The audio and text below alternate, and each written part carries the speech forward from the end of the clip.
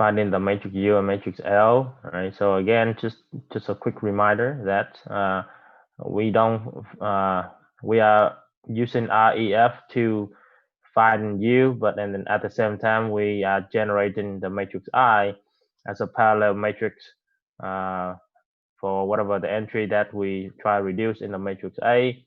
We have to have the same effect on the other matrix I, and that's how we are finding A and then generating the matrix L. Okay. Yeah, Professor? just for the homework purposes, they do want the matrix U to have a. Yeah, go ahead, Ken. You go ahead and switch. Okay. So again, if you want to make all the leading entry of matrix U equal to 1, that's totally fine. But then at the same time, make sure that anything you do to the leading entry from one side, you do the opposite to the other side, right? So when you divide by 14, you have to multiply by 14 and matrix L, so that it can balance out the whole thing. Professor? Yes. When you do like the negative or the positive, does it? I always get confused if it's opposite or not because I'm looking. Yeah, we only when you do multiply a row to add to a new row, when you're adding two row, then you do the opposite. So -3, opposite of -3 will be +3. And then when you divide by a number to reduce it, then the opposite will be multiplication. Okay, so you just when you the fractions, it's like Yeah, it's just inverse of each other, like the opposite. Inverse of each other. Yeah. So inverse of -3 is +3.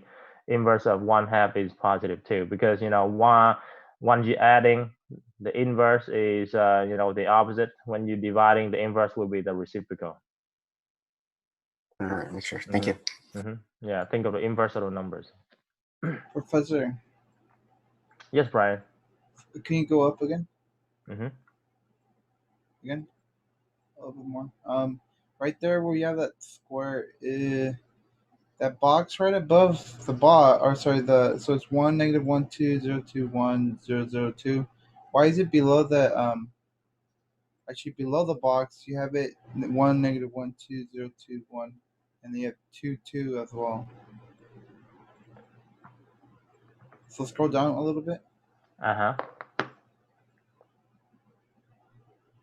He says or form or from.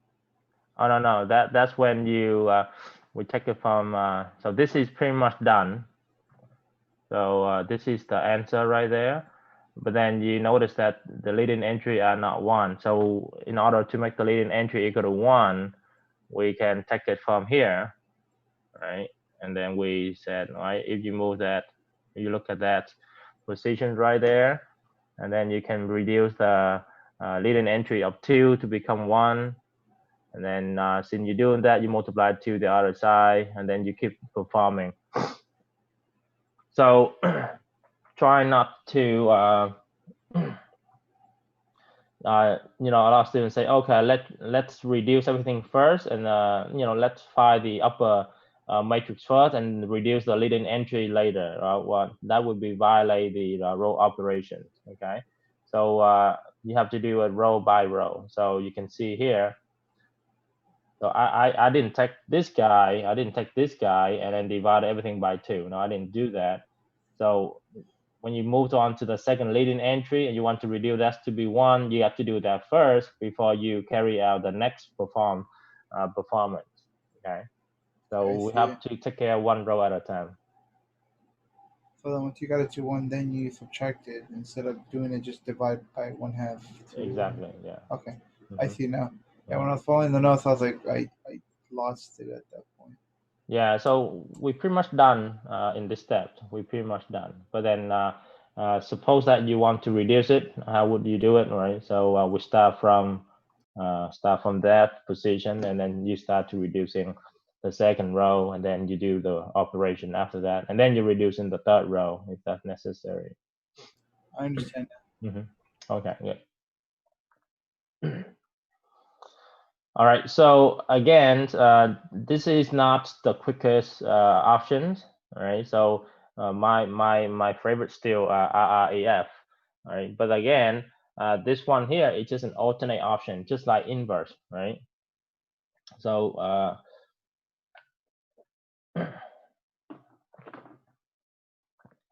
because sometimes coding is just not just one option to do, so there's a bunch of options you can have. So this one here is how are we going to use LU decomposition to solve the system of linear equation. So suppose that we have AX equal to B, that's the original equation that we try to solve. And now since A can be decomposed into two different matrices, L and U, so you can rewrite A as L times U, right? So after that, you can group U times X, right, into one group, and then you can call that equal to the Y matrix, right? So UX is equal to Y, right? So you just kind of group those two together and then call that with a brand name. So we have LY is equal to B, right? And so we have two equations to take care. The first equation is LY equal to B. Y is a variable matrix, right? Just a variable matrix. And then we have Y is equal to UX. All right, so that's how the system works. And we're going to start from the first equation, which is we're going to start with Ly equal to B. And then we try to solve for Y. So this step they call the forward substitutions. Okay. So once you're done with the forward substitution, then you already know what is Y equal. So after that, go to step 2, we go to do is Y is equal to UX. And now we're going to use that equation to solve for X with the result of the Y matrix from step number 1. So we call this backward substitutions, okay? So we're going to do the example, and then we demonstrate this to you guys. Again, this is not the quickest ways to solve system linear equation. You can see that we have to do RIF to find U, L, and U, and then we have to do a bunch of multiplication after. But again, this one is just another option for us to solve system linear equation. It's not that we must do this, right? It's just that providing you guys another approach to do the same job. Okay. All right, so here's the example. Use LU decomposition to solve the system of linear equation. So we can see here that I got my matrix A. Right, we always start with AX equal to B. So I have matrix A equal to 1, 0, -3, 0, 1, 3, and then 2, -10, and then 2. My matrix X will be X1, X2, and then X3. And then the matrix B will be -5, -1, -20.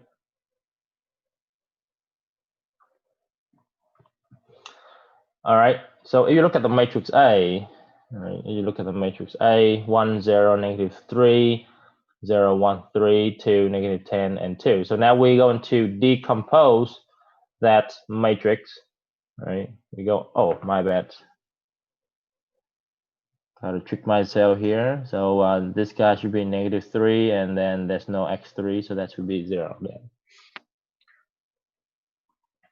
Okay, so we get 1, -3, 0, 0, 1, 3.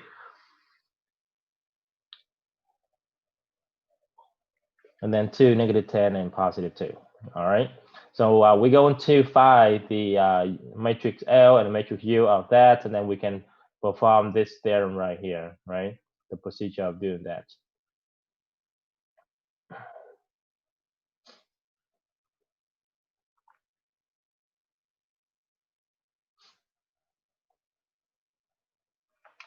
All right, so let's go ahead and find a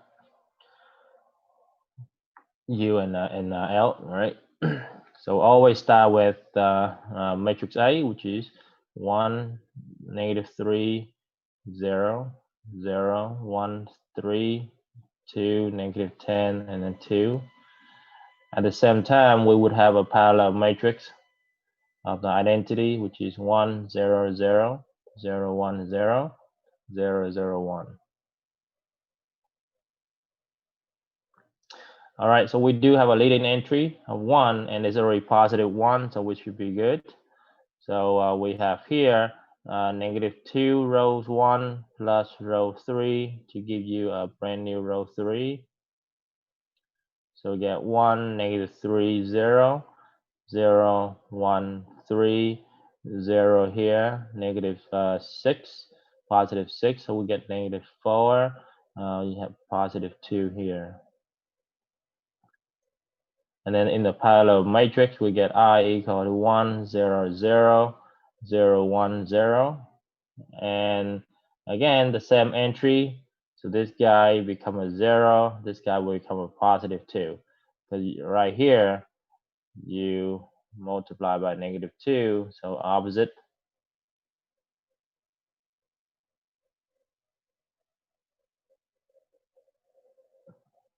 And that's the only position we have the interest in there. Yeah.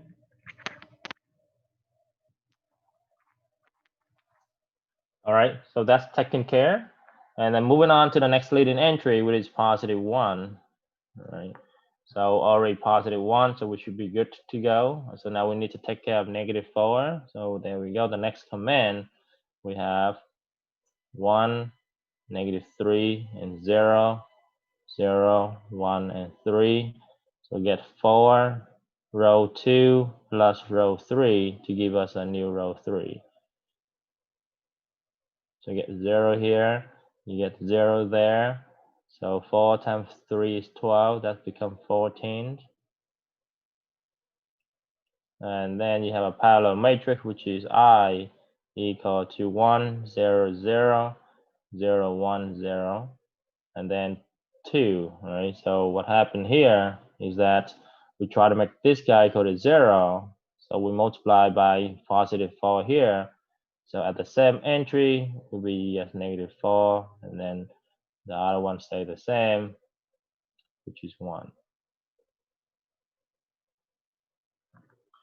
All right, so we're technically done with that. Again, if you want to make 14 become 1, you can go ahead and do that, but you don't have to for the exam. But for the homework, that's the final step you want to do. You just want to do that. Okay. All right, so here we go. We have u equal to 1, -3, 0, 0, 1, 3, and then 0, 0, 14. And L will be 1, 0, 0, 0, 1, 0, and then 2, -4, and 1.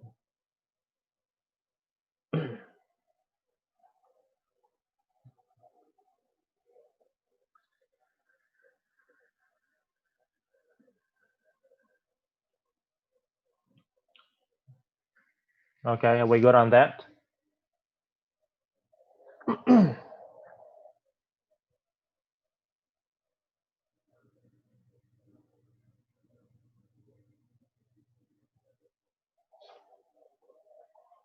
So is this just the same what we did on Monday? It's just... Yeah, the same method. All right, so now, all right, so it said step 1,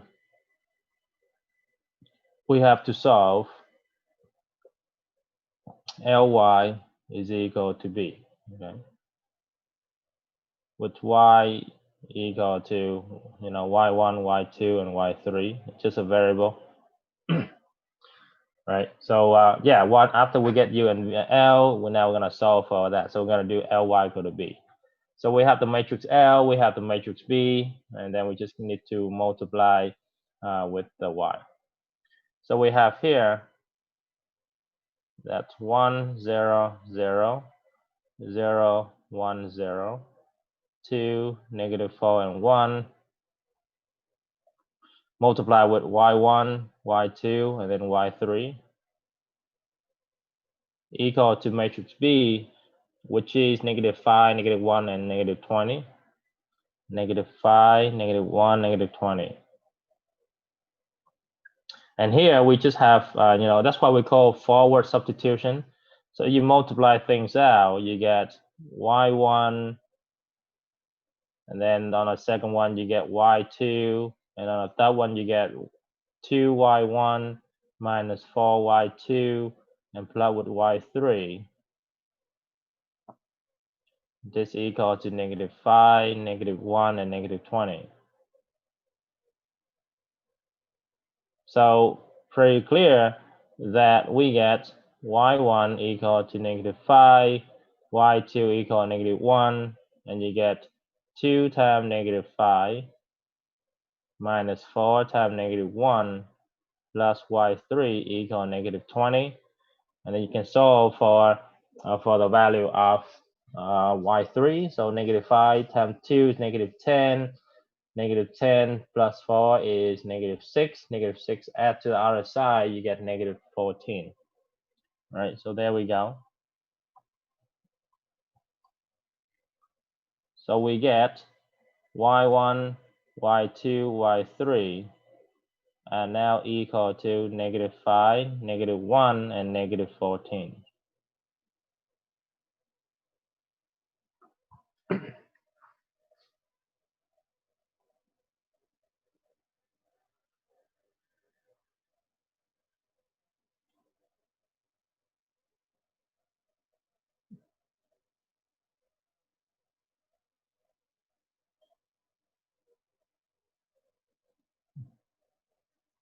All right, we got it.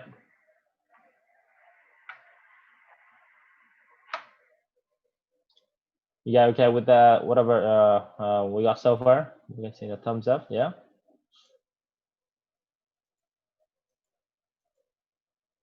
All right. So now what's next is we go into step 2. So step 2, we are solving ux equal to y. All right, so at the instructed up there, right? First, we're gonna term is ly is equal to b, and then we try to do ux equal to y, and that's when we get the answer, right? So the matrix U we just have up there, so we get 1, -3, and 0, 0, 1, 3, and then 0, 0, 14.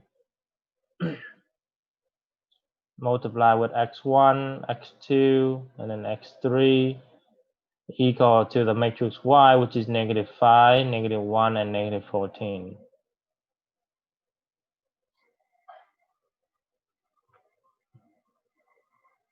And then you multiply them out again. So we get x1 minus 3x2. And down here you get x2 plus 3x3. And down here you get 14x3 equal to -5, -1, -14.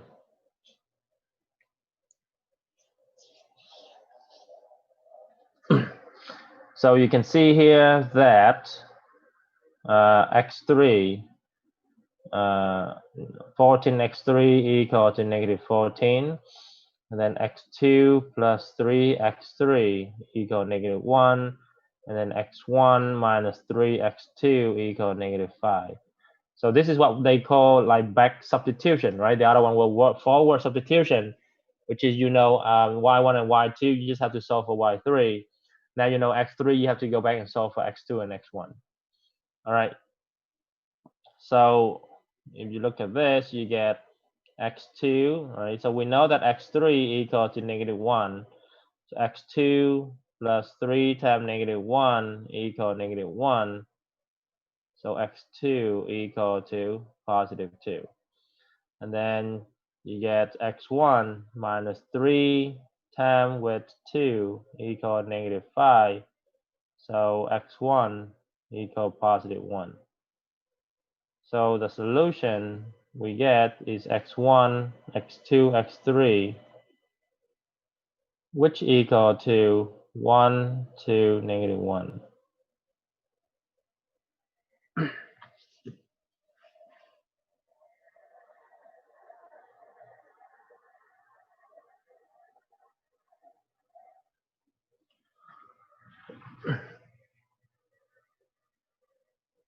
Okay, so that's the whole picture of solving system of linear equation using LU factorization.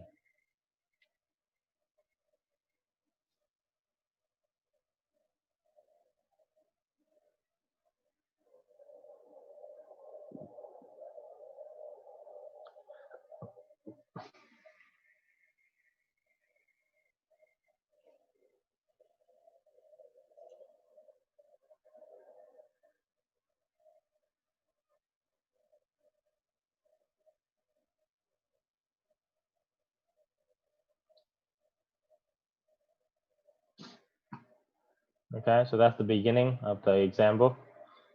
So first we have to find U and L, and then we apply the equation that's been set up.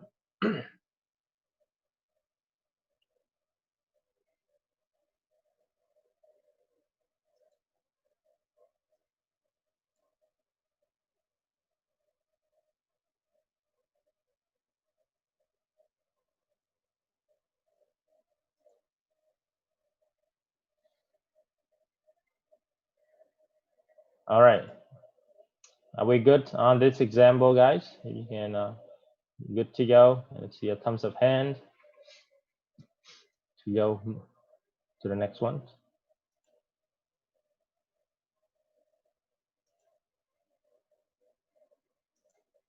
Josh good. All right. Ken's good. Sam's good.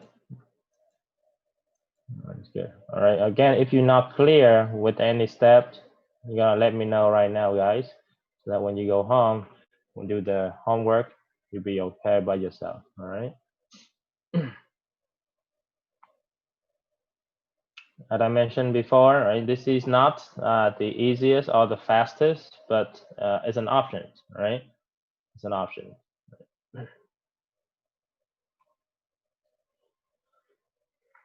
So next we are looking at an applications of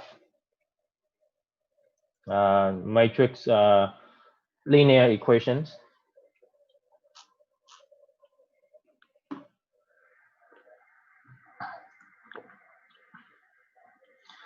So 2.9 is an applications to Markov chain. All right. So in this Markov chain is an evolving system where the states to which it goes next depend on only the present state, and it does not depend on the early state. So this one here is kind of recursive definition that you can see. So there's a lot of application out there, but Markov chain application is one important application that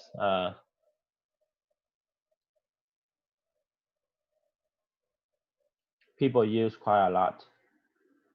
All right, so Markov chain's application focus on probabilities of each entry. So therefore,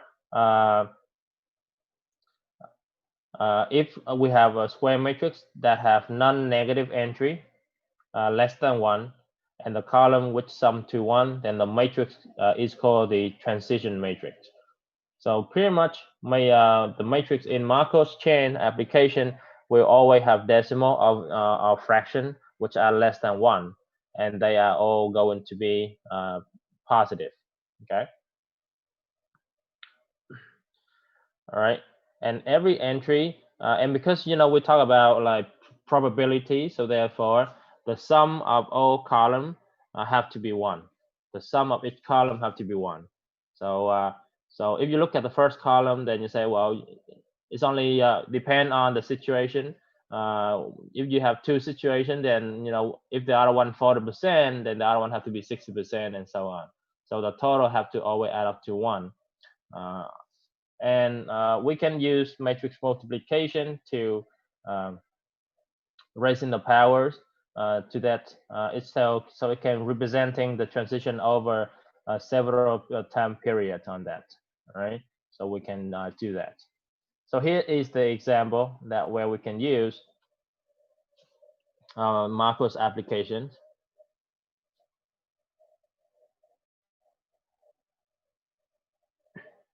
So we look at the weather pretty much.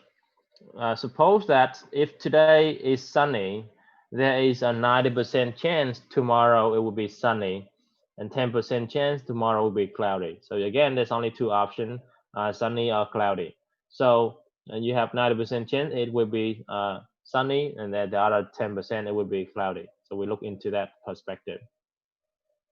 However, if today is cloudy, then there will be a 30% chance tomorrow will be sunny and 70% chance tomorrow will be cloudy.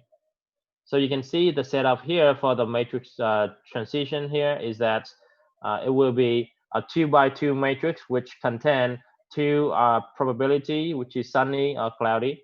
So the arrangement here, we always go with row to column, right? So you can see I set up here, and we have to have sunny and cloudy on top, and then sunny, cloudy on the right-hand side, not on the left-hand side.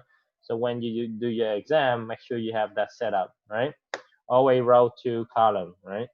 So today is a 90% chance. So therefore, if you look at the condition, right? If today is sunny and tomorrow also sunny, it will give you 90%. And if you look at the setup here, only sunny and sunny, right? So S and S will give you that combination. So when you look at the setup, right? When you look at the setup of this transition matrix, when you try to fill that out, so you have here sunny and sunny. You have here is cloudy and sunny, and down here you get sunny and cloudy, and down here you get cloudy and cloudy. That's the setup, okay? So sunny, go with sunny will be the first entry, sunny and cloudy will be the third entry, cloudy and sunny will be the second, and so on.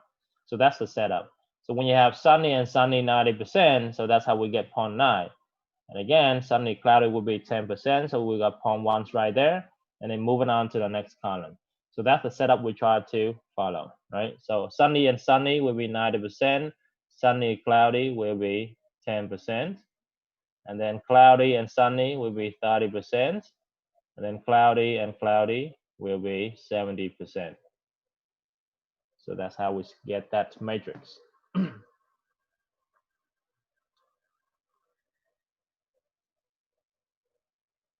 All right, is that clear? All right, so remember, it's always going to be on top, right? Row to column, not column and row, right?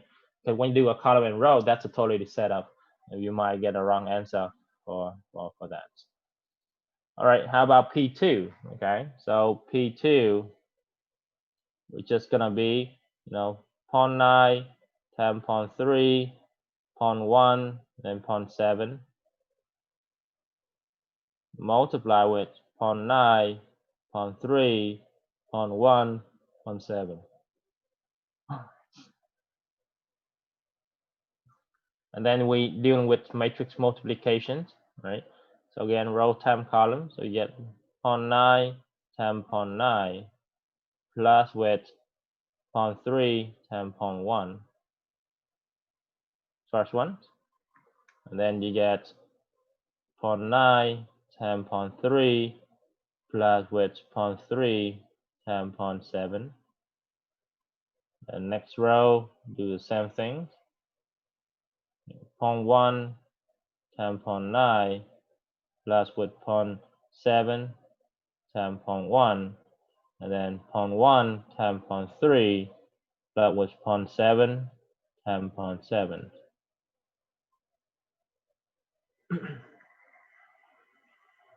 Then get the calculators and see what you get.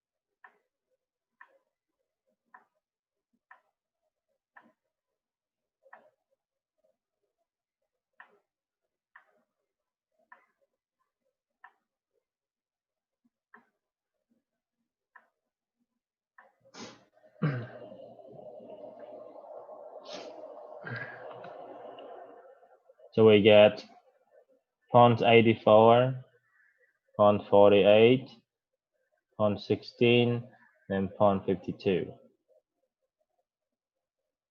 All right, if you notice at the beginning, 0.9 plus 0.1 is equal to 1, 0.3 plus 0.7 also equal to 1.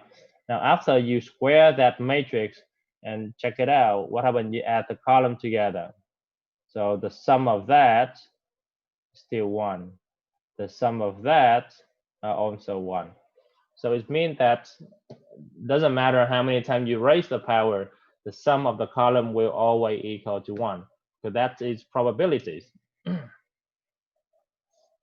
Okay, all right. So that's what we get. Okay. So when you do p squared, you want to carry that and then do matrix P times matrix P again. Now, what does that mean when you look at 0.84, for example, right? So again, the 0.84 tell us that if today is sunny, then there is 84% chance it will be sunny 2 days later. So the square will tell you the result in the future, right? So it said if today is sunny, there is 90% chance it will be sunny tomorrow.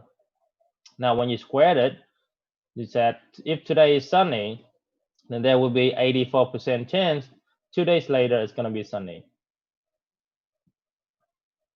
And now, if you look at the weather forecast applications, they tell you the prediction for the next 7 days. Well, how do they do that? There's another things to take care of, but you can see that in the background they are doing matrix multiplication, right? They can do p to the 7, so that's how they predict the weather in the 7 days. They do p to the 2nd, p to the 3rd, p to the 4th, p to the 5th, and so on. So that's what it is, right? So that's the result that we can use as the Marcus-Chain application. So if you write in a code for the weather app, that's something in the background you might want to try out. So they can do that predictions, okay?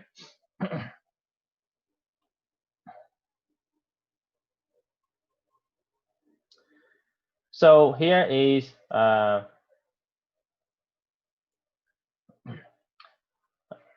the more concept onto that, right? So suppose we have populations. So we could have how many car in the traffic lane, or you can have predator versus prey, or you can have customer stores, right? Or store customer. Then we can keep multiplying the transition matrix to the current populations distribution to find out the next distribution and so on. And as I mentioned before, that this is a recursive definition. So x2 depend on x1, x1 depend on x0, and so on. So how does that work? It will work as we need a transition matrix. So P will be the transition matrix, and then S of O will be the initial state matrix. So that's how much we have or how many we have at the beginning. So we need those two. We need a transition matrix and we need the S of O. And then to generate S of 1, we just take P times with S of O. Remember, P times S of O, not S of O times P, okay? So S of 1 will be P times S0, and then S2 will be P times S1, and then S3 will be P times S3, and so on. So you can have that, right? So again, S1 is P times SO, S2 is P times S1, S3 will be P times S2, and then S4 will be P times S3, and so on. However, you notice that this one here, S1 happened to be P times SO. So when you multiply them together, you get P squared times SO. Now, P times S2 happened to be P times with P squared S0. So now we get P to the 3rd times S0. And P times S3 happened to be P times with P to the 3rd S0. So now we get P to the 4 S0. So therefore, in general, you want to find S sub n, you can always do p to the n times s of 0. But this is how the formula you can use later. But personally, my opinion, I usually do recursive definition, because that will be easier. Because when you consider multiply fraction or decimal multiple times, it will be a big mess, right? So again, you can do recursively. You can jump to the formula right away. S of n equal Pn times S0. They both gonna give you the same answer. But recursive finding will be much faster and easier for us, right? Okay. So that's just a quick look of Marcus chain application. We do a few more example when we come back next Monday. All right.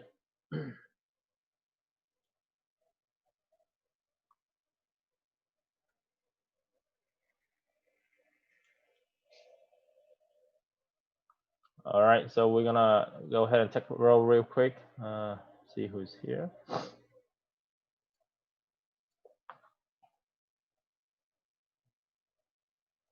All right, Carlos. Here. Thank you.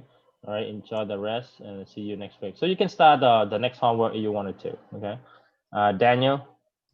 Here. Thank you, sir. And Zedric. Anne. Anne Bui. All right. And Nathan Boutte.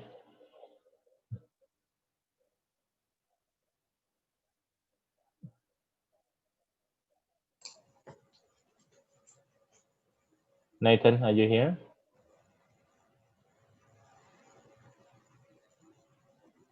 No. All right. Nafis. Yeah, I'm here. Thank you. And Zelzin. Zelzin here. And Nathan Ajuvala. Here. Thank you. And William Fede. Here.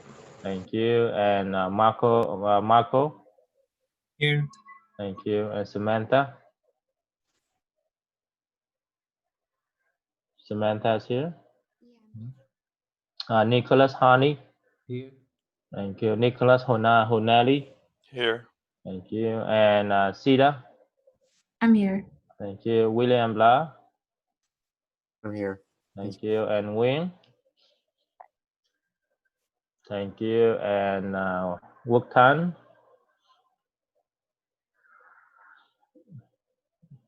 Work here now. And Matthew.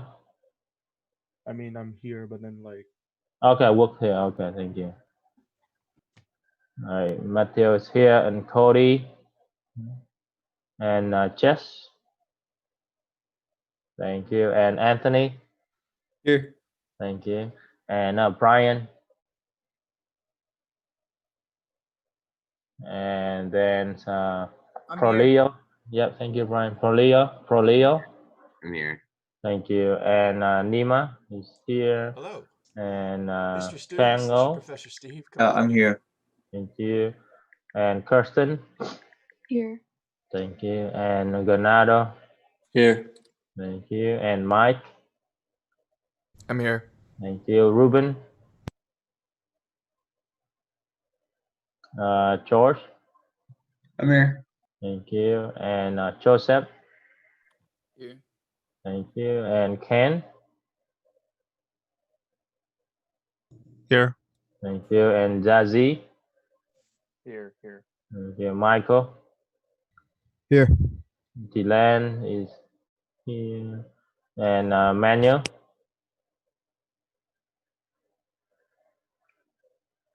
Manuel's here. All right, Massimo. Thank you, Manuel. Massimo's here. Yes. Here. And Sai Wee. Yeah. And Isis. Isis, good. All right. So if you have questions, stick around. If not, I see you next Monday.